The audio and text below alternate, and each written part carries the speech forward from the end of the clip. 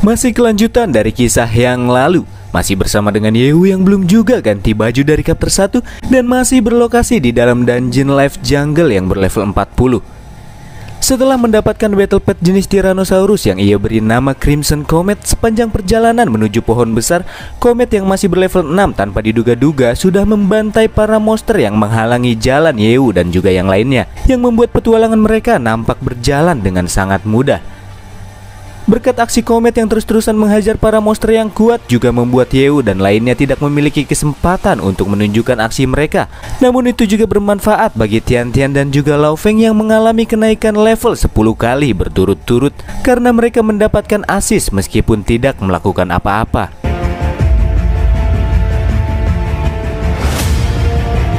Sesaat kemudian Gendut tiba-tiba saja mendapatkan sebuah ide untuk bisa mendapatkan uang dengan Comet sebagai perantaranya. Di hutan belantara terdapat sebuah budaya yang disebut dengan Beast Arena. Ini adalah sebuah tempat yang akan mengadakan kontes hewan peliharaan terkuat yang biasanya diadakan dalam kurun waktu tertentu. Sesuai dengan namanya, di mana battle pet akan saling bertanding demi menentukan siapa yang terkuat di antara mereka dan akan menghasilkan banyak sekali hadiah bagi setiap pemenangnya. Selain uang, ada pula item-item langka dan bahkan terdapat equipment tingkat legendaris yang akan didapatkan oleh sang pemenang kontestan. Oleh karena itulah, kompetisi tersebut menarik minat orang-orang dari berbagai kalangan serta merupakan salah satu acara yang paling anyar dan sering dinanti-nantikan pengadaannya. Dan menurut Chow Ji, dengan menggunakan kekuatan Comet, mereka pastinya akan bisa menghasilkan banyak uang apabila ikut berpartisipasi dalam pagelaran tersebut. Dan Yehu juga pastinya sangat tertarik dengan acara itu. Dan hal tersebut pastinya akan memperluas pengetahuan Yehu tentang zona luar karena pengetahuan serta informasi yang ia ketahui masih sangat terbatas di dunia yang luas. Di tengah-tengah asiknya celoteh yang mereka lakukan, dari atas pohon terlihat kaki seseorang yang ternyata tengah mengawasi Yehu dan juga yang lainnya, dan terlihat sedang menguping obrolan mereka, di mana kita akan diperlihatkan sosok dari seorang wanita yang mengenakan topeng dari rangka monster yang dipersenjatai dengan sebuah busur panas serta tombak yang digenggamnya, bersama dengan seekor makhluk cebol yang memegang belati dengan level keduanya yang masih belum diketahui. Tapi meskipun sudah mengendap-endap secara sempurna, nyatanya sang MC dan battle petnya sudah sekian lama menyadari pergerakan dari dua sosok misterius yang sudah mengawasinya. Itulah mengapa Yehu yang memaksa kedua makhluk tersebut keluar dari persembunyiannya kemudian menurunkan Comet yang tanpa basa-basi langsung meluncur dengan kecepatan fire serta mendaratkan sebuah sundulan ke arah pohon yang dipijaki oleh kedua orang penguntit tersebut. Setelah keduanya terekspos ke arah pandang Yehu dan juga yang lainnya, si wanita primitif ini pun langsung melontarkan sebuah anak panah cepat, di mana metode serangan yang dirasa sudah jadul itu dapat dengan mudah ditangkap oleh Yehu. Dengan kecepatan dari pergerakan Yehu yang tak terlihat, ia pun sudah berada tepat di depan mereka. Sambil mematahkan anak panah yang mencoba menyerangnya, ia pun berkata, "Jika kamu ingin membunuhku dengan senjata primitif dan caramu barusan, itu tidak akan bekerja sama sekali." Serta bertanya mengapa mereka mengincar dirinya. Chow Ji yang tiba-tiba muncul kembali menjelaskan apabila kedua orang ini adalah penduduk asli dungeon. Mereka merupakan sebuah entitas yang sangat langka dan jarang sekali ditemui di dalam sebuah dungeon, yang jika dilihat dari perawakannya, wanita ini berasal dari garis keturunan seorang kaisar bangsawan. Atribut yang dimiliki oleh para penduduk asli ini biasanya berkaitan dengan sebuah tema di dalam jenis dungeon itu sendiri, di mana mereka semua mempunyai kondisi yang sama, yaitu tetap berada di kondisi awal mula, yang artinya mereka dapat hidup abadi. Meskipun terdengar sangat luar biasa, namun faktanya para penduduk asli ini tidak dapat keluar dari dungeon atas kemauan mereka sendiri untuk meninggalkan dungeon yang mereka tinggali, kecuali dibawa oleh orang-orang yang berasal dari luar dungeon. Tapi biasanya para penduduk asli yang tertangkap oleh orang-orang luar ini akan berakhir dalam kondisi yang mengenaskan, di mana mereka akan dijual kepada para pedagang manusia dengan harga yang tinggi atau dibawa ke sebuah lembaga dan dijadikan sebagai objek penelitian. Setelah mengetahui kondisi yang mereka alami, meskipun Yehu sangat suka dengan uang, tapi ia juga masih mempunyai rasa keprimanusiaan dan tidak akan melakukan hal-hal aneh seperti perdagangan manusia. Itulah mengapa saat ini Yehu lantas menyuruh mereka untuk segera pergi dan bersembunyi jika ingin terus bertahan hidup. Tapi bila mengingat Yew adalah orang asing yang bisa saja menghancurkan hutan yang saat ini menjadi tempat tinggal mereka, tentunya keduanya tidak akan tinggal diam begitu saja dan akhirnya kembali menyerangi Yew meskipun tidak ada satupun serangan mereka yang berhasil terdaratkan kepada sang MC. Sambil menghindari setiap serangan yang tertuju ke arahnya, Yew yang sudah membuka dungeon tersebut merasa jikalau dungeon ini dan semua yang ada di dalamnya adalah miliknya dan ia bisa melakukan apapun yang dia mau. Di depan kedua penduduk asli ini, Yew sedikit menggertak dengan kekuatannya dan mengatakan, "Tidak peduli siapa itu, orang yang berani menghalangi jalanku, mereka semua akan berakhir dengan kematian." Dan setelah merasakan kengerian yang tersirat dari wajah Yew, keduanya pun langsung mengambil langkah 1000 dan langsung lenyap dari pandangan matanya. Sesampainya di dalam hutan dengan terengah-engah, mereka pun tidak menduga jika orang yang berlevel 6 itu terasa sangat mengerikan dengan memancarkan aura membunuh dengan tekanan yang sangat kuat. Keduanya pun menyadari jika bocah tersebut bukanlah bocah yang harus mereka provokasi. Dan setelah mengalami kejadian barusan, tiba-tiba saja telah berdiri di hadapannya beberapa pria dengan seorang om-om yang terlihat tidak memiliki etikat baik yang akan segera mereka lakukan. Apalagi wanita yang mereka atau para kelompok penjaga temukan ini mempunyai body goals yang membuat hasrat mereka semakin menggebu-gebu, yang pastinya membuat pertarungan di antara mereka tidak dapat di-cancel lagi.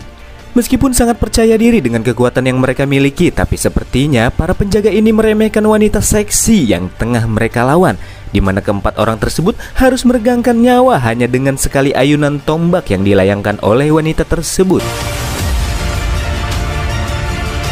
Dan yang tersisa kini hanyalah si ketua penjaga yang juga harus melawan wanita primitif dengan identitasnya yang masih belum diketahui ini.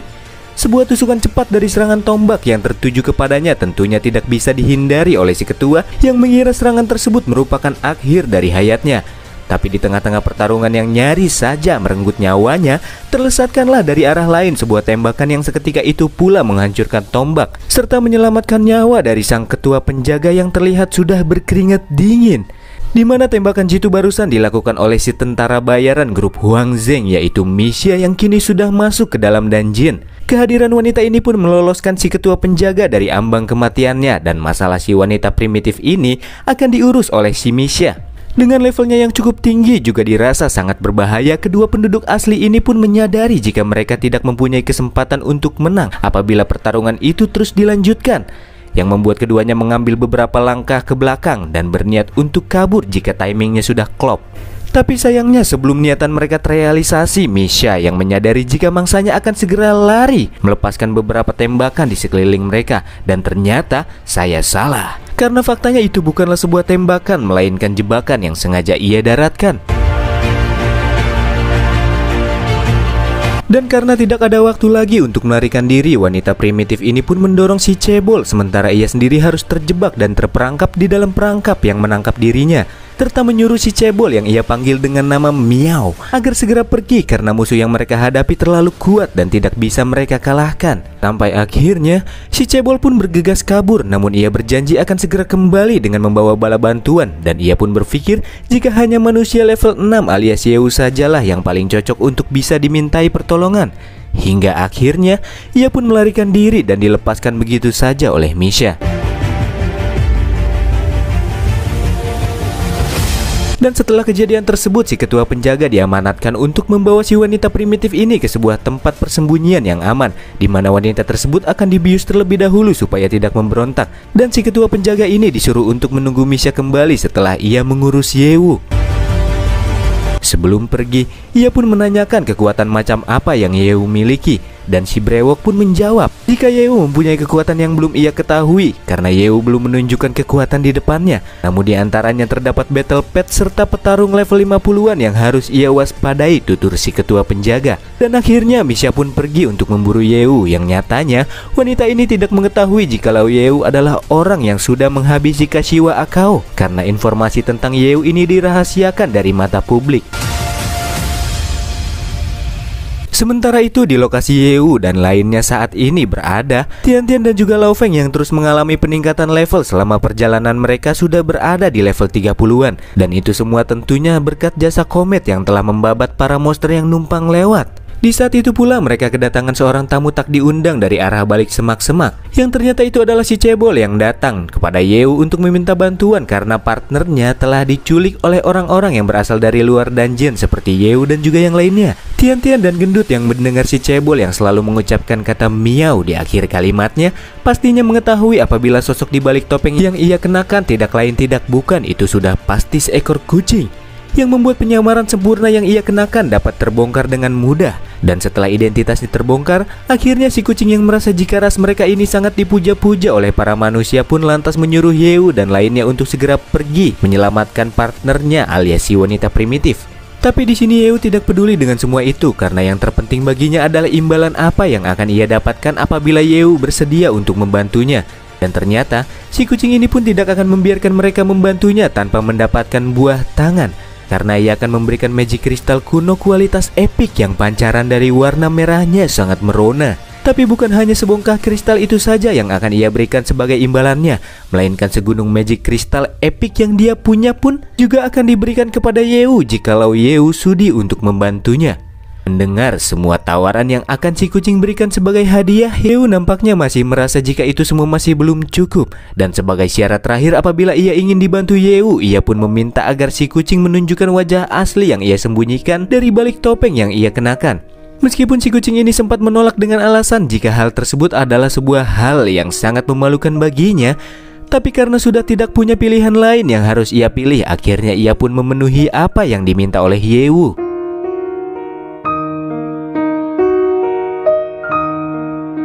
Dan tanpa berlama-lama langsung melepaskan topeng yang ia gunakan, dan kemudian tersiratlah wajah kawaii penuh kelucuan yang membuat setiap orang di sana merasa tidak tahan untuk segera memeluk tubuh dari hewan yang dipenuhi dengan bulu-bulu halus yang si kucing ini miliki. Tapi si kucing yang mendapatkan perlakuan yang menjijikan dari mereka-mereka ini pun merasa jengkel karena persyaratan yang diminta Yew hanyalah sekedar menunjukkan wajah yang ia sembunyikan di balik topengnya saja, bukannya menggerayangi sekujur tubuhnya. Dan karena syaratnya sudah terpenuhi, akhirnya Yew pun akan membantu si kucing menyelamatkan partnernya. Dengan mengaktifkan skill True Eye yang dimilikinya, Yew langsung mendapatkan titik-titik koordinat yang mencakup seluruh area dungeon, serta mendapati jika ada seseorang yang levelnya cukup tinggi sedang menuju ke arahnya yang diduga Yew sebagai ketua yang bekerja sama dengan para penjaga. Dan karena orang tersebut sedang menuju ke lokasi Yew berada saat ini, Yew dan lainnya pun tidak perlu susah-susah untuk mendatanginya.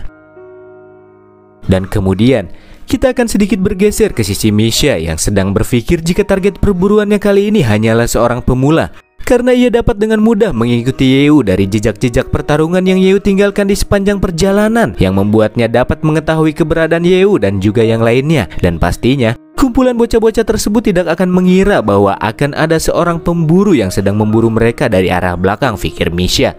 Namun di tengah-tengah rasa kepercayaan diri yang sedang melanda pikirannya saat ini, tanpa diduga-duga sebuah serangan dari semburan api yang tak terprediksi hampir saja membunuhnya secara instan. Ia pun mengira-ngira siapa yang sudah menyergapnya dengan serangan barusan, apakah itu seekor monster ataukah Yew? Yang nyatanya bukanlah salah satu dari keduanya, tapi dua-duanya. Karena yang menyergap Misha barusan adalah Yew bersama dengan monster-monsterannya. Sementara itu, Misha yang jubah penutup bokongnya baru saja terbakar kini menyadari jika Yew bukanlah bocah sembarang bocah seperti bocil-bocil kematian yang tidak mempunyai akal sehat. Karena jelas-jelas Misha mendekat ke arah Yew dengan menggunakan skill Ghost yang tidak terlihat, namun faktanya tetap saja keberadaannya bisa terdeteksi oleh bocah tersebut. Hingga akhirnya wanita ini pun memperkenalkan dirinya kepada Yew. Nama Misha, pekerjaan seorang tentara bayaran yang berasal dari grup Huang Zheng, dan maksud kedatangannya mencari Yew jauh-jauh dari zona aman ke-9 sampai ke dungeon ini dengan tujuan untuk merekrut Yew untuk masuk dan bergabung ke dalam grup Huang Zheng. Meskipun Misha ini mengetahui jika Yew adalah bagian dari grup Hanmo, ia pun mengatakan jikalau Yew mau bergabung dengan grup Huang Zheng, Yew akan mendapatkan bayaran yang cukup tinggi serta beberapa fasilitas lainnya seperti BPJS Kesehatan, BPJS Ketenagakerjaan, serta kartu KIS yang akan menunjang kehidupannya. Meskipun tawaran tersebut terdengar sangat manis, tapi maaf, Yew paling benci dengan yang namanya pengkhianatan. Jadi ia pun tentu saja harus menolaknya. Karena mendapatkan penolakan dari bocah di depannya, sambil menodongkan sebuah pistol, ia pun kembali memberikan penawaran untuk bergabung dengan grup Huang Zheng, dan itu adalah kesempatan terakhir bagi Yew. Dan pilihannya adalah tetap menolak penawaran tersebut, dan sebuah pelor langsung tersarang di kepala Yew. Tapi sepertinya yang diserang Misha hanyalah puppet card dan itu adalah batas penggunaan terakhir dari item tersebut. Sedangkan tubuh asli Yeu sudah berada tepat di balik punggung wanita tersebut dengan melayangkan sebuah tebasan dari pedang api yang begitu membara. Tapi sama seperti dirinya, yang diserang Yeu hanyalah sebuah puppet card saja. Namun levelnya lebih tinggi, yang bahkan puppet card jenis ini sama sekali tidak terdeteksi dengan skill True Eye yang Yeu aktifkan sebelumnya. Sial, aku ceroboh, ucap Yeu. Sementara itu tubuh asli Misha yang berperan sebagai penembak jitu berada di kejauhan dari atas sebatang pohon sebagai tempat untuk mengeker target. Wanita ini pun langsung melesatkan sebuah skill tembakan yang disebut Phantom Sniper yang menembakkan sebuah pelor khusus yang tidak akan mengeluarkan suara saat menembak dan membunuh dalam senyap. Di mana pelor tersebut dengan cepat melesat dari arah belakang Yeu dan sama sekali tidak ia sadari sedikit pun. Tapi sepertinya itu dirasakan oleh Comet yang lantas menahan serangan tersebut dengan tubuhnya sendiri demi melindungi tuannya. Dan serangan tersebut pun harusnya secara instan menghabisi Comet. Tapi di saat kritis, Kill Death Struggle menyelamatkan nyawanya dan saat ini berada dalam keadaan kritis dengan health point yang tersisa 1% saja. Di dalam kondisi yang membuat Yeu kewalahan saat ini, ia pun memasang perisai pelindung demi bertahan. Dan di saat itulah dirinya kembali menyadari jika player versus player itu lebih tak terprediksi daripada melawan para monster. Karena sedikit mengalami kesalahan saja pastinya akan berakibat fatal bagi dirinya. Di sisi lain, Tian-Tian yang mengkhawatirkan Comet ingin sekali membantunya di dalam pertarungan. Tapi tentunya, jika ia ikut-ikutan ke dalam pertarungan tersebut, Tian-Tian hanya akan menjadi beban. Itulah mengapa kedua pria di sampingnya menahan wanita tersebut serta mencoba menenangkannya dan percayakan saja itu semua kepada Yeu. Dan kemudian, Yeu pun mengambil sebuah Advanced Recovery Potion yang dapat memulihkan HP dan MP seseorang dalam jangka waktu 1 menit ke depan. Dan setelah 1 menit kemudian, Comet yang sebelumnya hampir saja mati akhirnya kembali berdiri dengan tubuhnya yang terlihat semakin energik dan tidak sedikit pun merasa ngeri sedikit pun, meskipun level lawannya kali ini bisa dikatakan cukup tinggi. Dari balik perisai pelindungnya, Yeu mengeluarkan 2 senjata berat yang menembak tanpa henti ke arah Misha.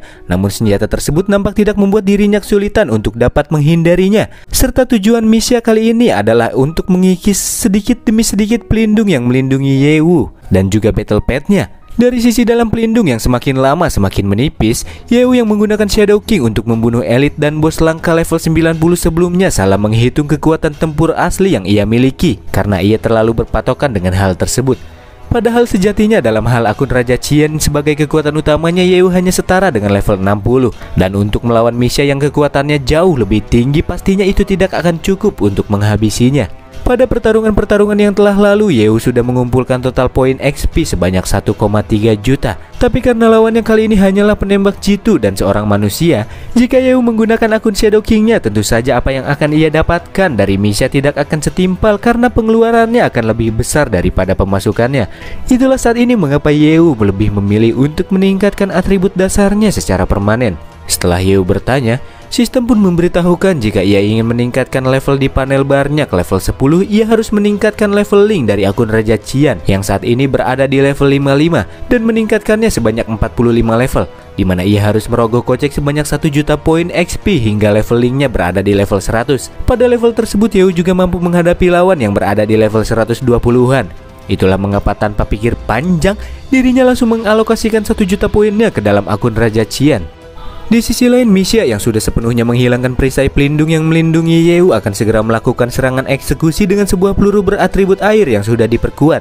Sampai akhirnya, terlesatkanlah sebuah tembakan dengan kekuatan dahsyat yang bergerak lurus ke arah target yang sudah terkunci. Tapi tiba-tiba terjadilah sebuah kejadian yang langsung mengagetkan Misha setelah peluru yang ditembakkan olehnya langsung dipantulkan hanya dengan menggunakan 1 tangan saja.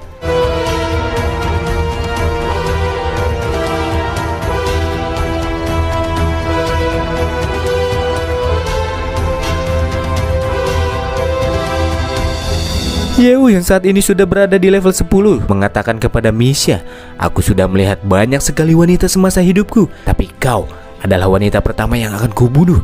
Selain naik level dalam sekejap mata, Misha pun merasakan suhu panas dari kobaran api yang sangat intens meskipun ia sendiri berada di jarak ratusan meter dari tempat Yeu berdiri.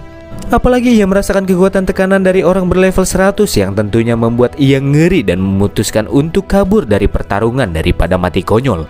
Sementara itu, Yeu akan menurunkan Comet yang hampir saja terbunuh sebelumnya untuk segera membalaskan dendamnya untuk segera pergi serta menyerahkan nyawa wanita tersebut kepada Comet. di mana sang Battle Pet mengarahkan semburan api yang begitu dahsyat hingga membakar sebagian isi hutan, yang membuat Misha pun tidak bisa melarikan diri dan akhirnya ia pun harus terbakar hangus dan tewas dengan cara yang mengenaskan sambil mengatakan, "Grup Huang Zheng tidak akan melepaskanmu begitu saja, Yewu. Bodoh amat."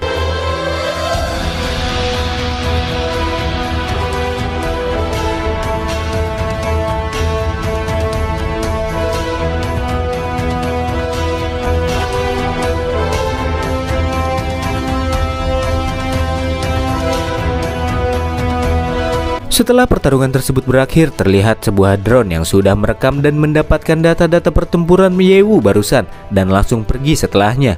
Dan kemudian, ketiga kawan yang diajak Yewu pun mengalami beberapa kenaikan level. Si kucing yang baru saja menyaksikan Yewu sangatlah kuat, lanjut mendekati serta mengajukan dirinya sebagai hewan peliharaannya. Ia pun mengatakan meskipun ia tidak sekuat Comet, tapi ia masih bisa menggunakan keimutannya sebagai rasa penghilang lelah Yewu. Tapi Yewu yang melihat perubahan ekspresi dari si kucing malah merasa mual dengannya. Begitu pula dengan Comet yang sepertinya tidak sudi untuk dimadu.